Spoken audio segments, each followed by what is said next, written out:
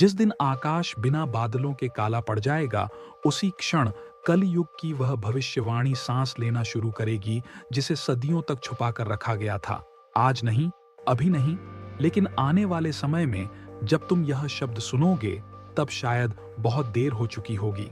यह कथा अतीत की नहीं होगी, यह भविष्य की चेतावनी बनेगी। यह कहानी किसी एक देश, किसी एक शहर या किसी एक इंसान तक सीमित नहीं रहेगी।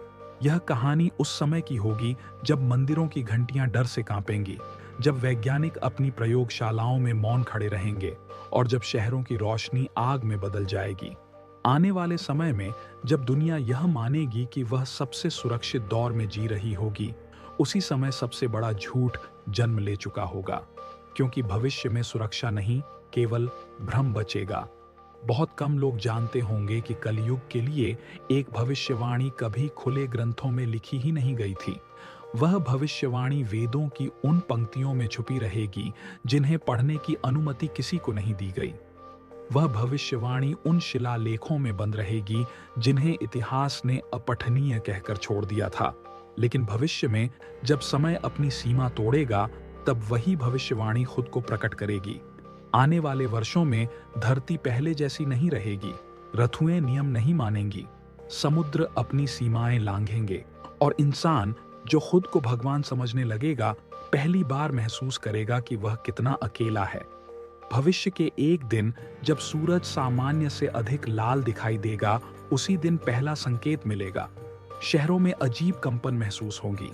लोग इसे भूकंप समझेंगे, लेकिन यह धरती का हिलना नहीं होगा। यह किसी बहुत पुराने प्राणी की नींद टूटने की आहट होगी। भविष्य में हिमालय की बर्फ के नीचे कुछ ऐसा हिलेगा जिसे कभी नाम नहीं दिया गया था। पुराणों में जिन्हें प्राचीन राक्षस कहा गया था, वे जीव कोई कल्पना नहीं थे। वे चेतना थे, वे भूख थे, वे क्रोध थे। आने वाले समय में जब पहली बार धरती के भीतर से अजीब गर्जना सुनाई देगी, तब सरकारें इसे प्राकृतिक घटना बताकर छुपा देंगी।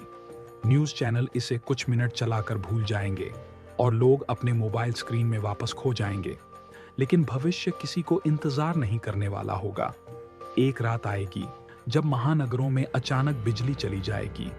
ना कोई तूफान होगा, ना कोई चेतावनी, बस अंधेरा।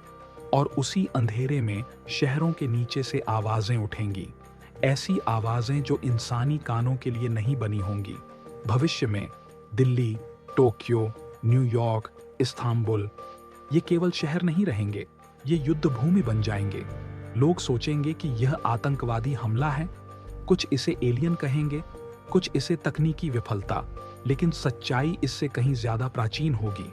आने वाले समय में जब पहली इमारत बिना किसी विस्फोट के जमीन में समा जाएगी, तब भी इंसान सच्चाई स्वीकार नहीं करेगा, क्योंकि सच बहुत डरावना होगा। वह सच यह होगा कि कलयुग अपने अंतिम चरण में प्रवेश कर चुका होगा। भविष्य में एक प्राचीन ग्रंथ सामने आएगा जिसे कभी नष्ट मान लिया गया था। उस ग्रंथ में लिखा होगा कि जब इंसान अपने अहंकार के शिखर पर होगा, तभी राक्षस जागेंगे। ये राक्षस सींग और दांत वाले नहीं होंगे। ये भय, विनाश और अराजकता के रूप होंगे। उनका पहला लक्ष्य हथियार नहीं होंगे, उनका पहला लक्ष्य विश्वास होगा। मंदिर, मस्जिद, चर्च। भविष्य में ये सब खंडहर बनेंगे, नफरत से नहीं, बल्कि उस शक्ति से जो इंसानी आस्था से कहीं पुरानी होगी। जब आग शहरों को निगलने लगेगी, तब लोग पूछेंगे, यह हमारे साथ ही क्यों हो रहा है? और जवाब कहीं नहीं मिलेगा। भविष्य में कुछ बच्चे ऐसे जन्म लेंगे जिनकी आंखों में डर नहीं होगा। वे बच्चे आग को देखकर रोएंगे नहीं, वे धरती की चीख सुनकर कांपेंगे नहीं, क्योंकि भविष्यवाणी में लिखा होगा, जब राक्षस जागेंगे तब कुछ मानव रक्षक भी जन्म लेंगे। लेकिन उस समय कोई नहीं जान पाएगा कि रक्षक कौन है और विनाश कौन। भविष्य में आसमान से गिरती आग केवल उल्कापिंड नहीं होगी, वह संकेत होगी, चेतावनी होगी। और तब एक शहर पूरी तरह जल जाएगा। कोई बचेगा नहीं, कोई कहानी सुनाने वाला नहीं रहेगा। दुनिया इसे दुर्घटना बताएगी, लेकिन सच्चाई ये होगी कि यह केवल शुरुआत होगी। आने वाले समय में जब तुम यह वीडियो देखोगे, तब शायद तुम्हारे शहर की रोशनी अभी जली होगी, सड़कें भरी होंगी, आवाजें होंगी।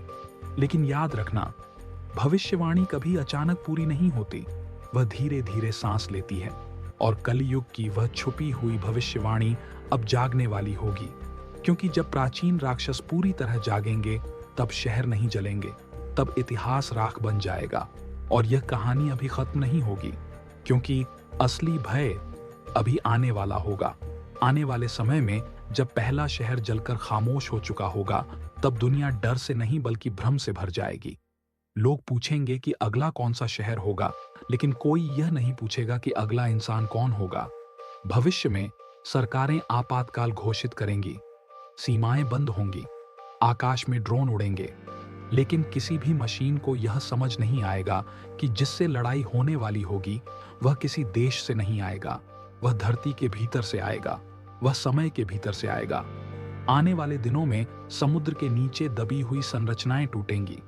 वैज्ञानिक उन्हें प्राचीन सभ्यताओं के अवशेष कहेंगे, लेकिन सच्चाई यह होगी कि वे कारागार थे, ऐसे कारागार जिनमें राक्षसों को बंद किया गया था। भविष्य में जब दूसरी बार धरती कांपेगी, तब कोई भी इसे प्राकृतिक नहीं कह पाएगा, क्योंकि इस बार धरती सिर्फ हिलेगी नहीं, वह चीखेगी।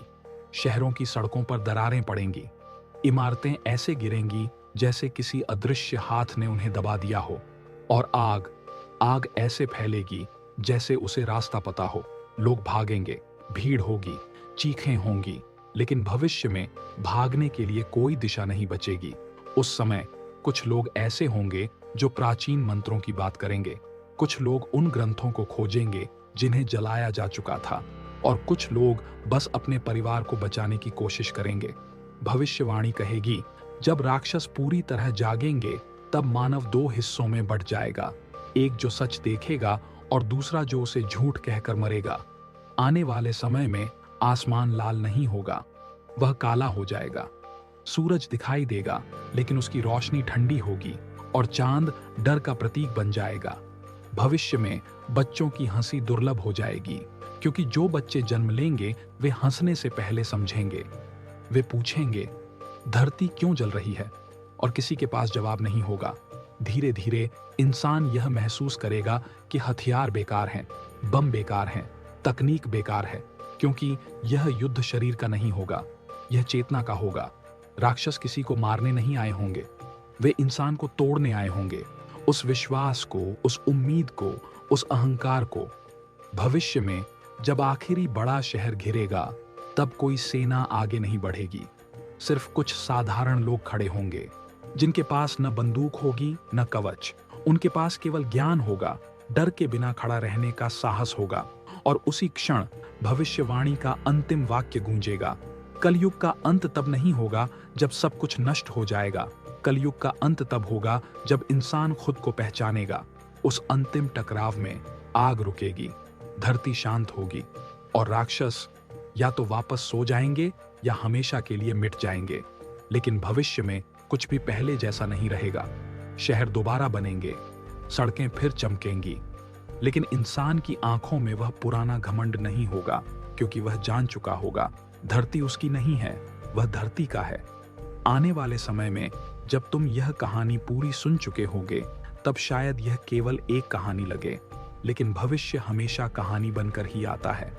और अगर कभी किसी रात तुम्हें लगे कि धरती सांस ले रही है, तो समझ जाना कि यह सिर्फ कल्पना नहीं होगी, क्योंकि कलयुग की वह छुपी हुई भविष्यवाणी कभी झूठ नहीं होती।